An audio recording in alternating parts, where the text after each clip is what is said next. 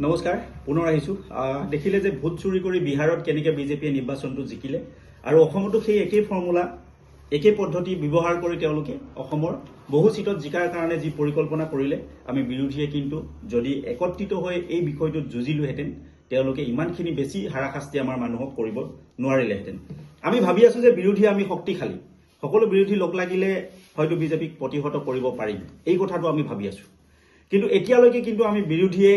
শক্তিশালী ৰূপত অৱতীৰ্ণ হ'ব পৰা নাই যাৰ কাৰণে আমাৰ সৰ্বসাধাৰণ ভোটাৰক তেওঁলোকে হেৰাইসমেন্ট দিলে ইমান পৰিকল্পিতভাৱে একাংশ ভোটাৰক হেৰাইসমেন্ট দি তেওঁলোকে মানে কেইবাদিনো ধৰি তেওঁলোকে হিয়াৰিং পাতি আমাৰ বৈধ নাগৰিকক হাৰাশাস্তি কৰিলে তাৰ বিৰুদ্ধে কিন্তু আমি শক্তিশালী ৰূপত প্ৰতিবাদ কৰিব লাগিছিল যেটো আমি প্ৰতিবাদ কৰিবলৈ অসমৰ্থ হলো আজি প্ৰায় 4খনমান গাঁৱত ঘূৰি আহি ইয়াত বহিলো আৰু এটা কথা শুনি অলপ মানে অতিষ্ঠ হৈ গলো সেই কাৰণে এই ভিডিঅটো আজি প্ৰস্তুত কৰিব লগা হ'ল সকলোৱে সোধে যে কংগ্ৰেছ আৰু ৰাইজৰ দলৰ মিত্ৰতা কেতিয়া আমিতো ৰাইজৰ দলে মিত্ৰতা বিচাৰিয়ে আছো ইমান মানে পঞ্চায়ত নিৰ্বাচনৰ আগৰ সময়ত ৰাইজৰ দলে কাৰো লগত মিত্ৰতা কৰা নাছিল পঞ্চায়তত সীমিত সংখ্যক মাত্ৰ আসনত আমি প্ৰতিদ্বন্দ্বিতা কৰিছিলো আমি তাত জেডপিসি জিকিবলৈ সক্ষম হৈছিলো আমি কাউন্সিলৰ জিকিছিলো আমি কেইবাজনো কাউন্সিলৰ কম ভোটত মানে 18টা 55টা এনেকুৱা ভোটত আমি পৰাস্ত হৈছিলো গতিকে ৰাইজৰ দলৰ প্ৰতি মানুহ আকৃষ্ট হৈছে এটা নতুন দল হিচাপে ৰাইজৰ দলক মানুহে আঁকোৱালি লৈছে কিন্তু যেতিয়া মিত্ৰতাৰ কথাটো বেছি হৈ গৈ থাকিল তেতিয়া একাংশ ৰাইজ কিন্তু নিৰাপদ দূৰত্বত অৱস্থান কৰি আমাৰ কাৰণে মানে আমাৰ হাতলে মুখলে তেওঁলোকে চাই আছে আমি যদি বিৰোধী শক্তিশালী মই ভাবিছিলো যে এই যি হিয়াৰিং প্ৰক্ৰিয়া এই প্ৰক্ৰিয়াটোক আমি সাহসেৰে যুঁজি আচলতে ভাৰতীয় নাগৰিকক হাৰাশাস্তি কৰিলে যদি নাগৰিকক আমি সুৰক্ষা দিবই নোৱাৰো তেনেহলে আমি পলিটিক্যাল পাৰ্টি কৰা কিবা লাভ থাকিব জানো ব্যক্তিগত লাভালাভৰ কাৰণে পলিটিক্স কৰি কোনো ধৰণৰ লাভ নাই বিজেপিয়ে যিদৰে মানুহক কষ্ট দিবৰ কাৰণে পলিটিক্স কৰি আছে ভাৰতীয় গণতন্ত্ৰ ধ্বংস কৰি ভাৰতীয় সাংবিধানিক বিধি ব্যৱস্থাটোক তেওঁলোকে উপলংঘা কৰি যেনেদৰে কাম কৰি আছে তাক আমি প্ৰতিহত কৰিবলৈ সক্ষম হোৱা নাই এই কাৰণে কৈছো যে যদি বিৰোধী ষ্ট্ৰং হলহেঁতেন মই বাৰে বাৰে কৈছো এই যে অবৈধ হিয়াৰিং পাতিলে মোৰ নাওবৈছা সমষ্টিত যে অবৈধ হিয়াৰিং পাতি তেওঁলোকে 20-25 হাজাৰ মান প্ৰায় 15-20 হাজাৰ মানুহক তেওঁলোকে দৌৰালে গৰ্ভৱতী মহিলাই মানে খেলপথাৰত প্ৰসৱ কৰিব লগা হ'ল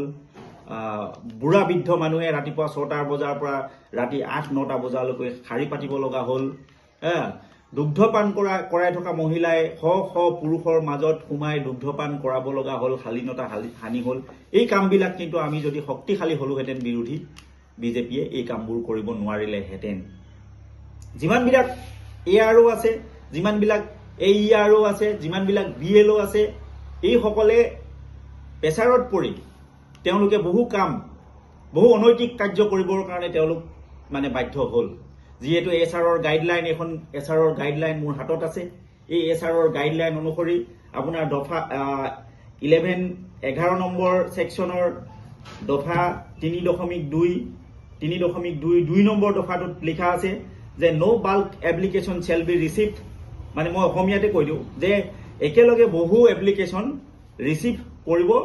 নোৱাৰিব বুলি তাত লিখা আছে আৰু কৈছে যে যিকোনো ধৰণৰ ব্যক্তি বা যিকোনো ধৰণৰ অৰ্গেনাইজেশ্যনে 2 নম্বৰ দফাটোত লিখা আছে ধুনীয়াকে যিকোনো ধৰণৰ ব্যক্তিয়ে হওক বা যিকোনো ধৰণৰ অৰ্গেনাইজেশ্যনে হওক এজন ব্যক্তিৰ ওপৰত মাত্ৰ এজনে এবাৰহে কমপ্লেইন কৰিব পাৰিব তাৰ পিছত সেই একেটা দফাতে উল্লেখ আছে যে এজন বিএলএ মাত্ৰ 10 জন ব্যক্তিৰ ওপৰত এদিনত কমপ্লেইন দিব পাৰিব আৰু এজন বিএলওয়ে মাত্ৰ 30 জন ব্যক্তিৰ ওপৰত কমপ্লেইন দিব পাৰিব ইয়াতে এই কথাখিনি লিখা আছে ইয়াতে আৰু লিখা আছে যে যেতিয়া নোটিছ সাৰ্ভ কৰিব এই নোটিছখন এসপ্তাহৰ আগতে মানুহক বা ব্যক্তিজনক দিব লাগিব তাৰ পিছতো একোজন ব্যক্তিয়ে কেনেকৈ 1000 মানুহৰ ওপৰত এজন ব্যক্তিয়ে কমপ্লেইন দিব পাৰিলে 100 পৰা 1000 মানুহৰ ওপৰত একোজন ব্যক্তিয়ে কমপ্লেইন দিছে এজন বিএলওয়ে মানে বহু মানুহৰ ওপৰত কমপ্লেইন দিছে আৰু তাতে ফৰ্মখন যিখন ফৰ্ম 7 নম্বৰ ফৰ্মখনৰ ডিক্লাৰেশ্যনত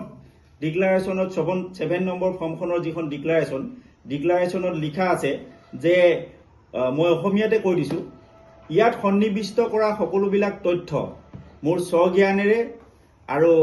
মোৰ মানে মই সুস্থ মগজুৰে সুস্থ স্বজ্ঞানৰে ইয়াত সন্নিৱিষ্ট কৰা সকলোবিলাক তথ্য মই স্বজ্ঞানৰে সুস্থ মগজুৰে ইয়াত সন্নিৱিষ্ট কৰিছোঁ আৰু যদি ইয়াৰ অন্যথা হয় তেনেহ'লে জনপ্ৰতিনিধি আইন 1950 অধীনত 1950 দফা 23ৰ অধীনত মই সকলোবিলাক শাস্তি সন্মুখীন হ'বৰ কাৰণে মই বাধ্য থাকিম। গতিকে শপতনামাটো সেই কথাটো তেওঁলোকে ডিক্লাৰেশ্যনত এইটো উল্লেখ কৰিছে। তাৰ পিছতো কেনেকৈ এনেকুৱা ধৰণৰ 2 নম্বৰী কৰিব পাৰিলে।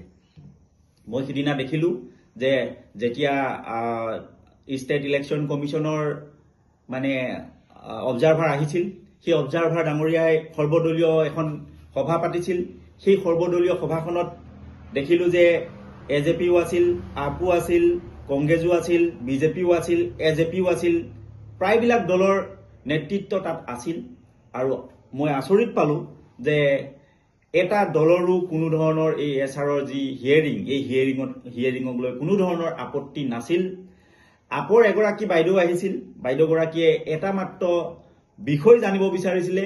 নিৰ্বাচনী বিষয়াক, মানে অবজাৰ্ভাৰ মহোদয়ক। গতিকে তেওঁ এই কথাটো জানিব বিচাৰিছিলে যে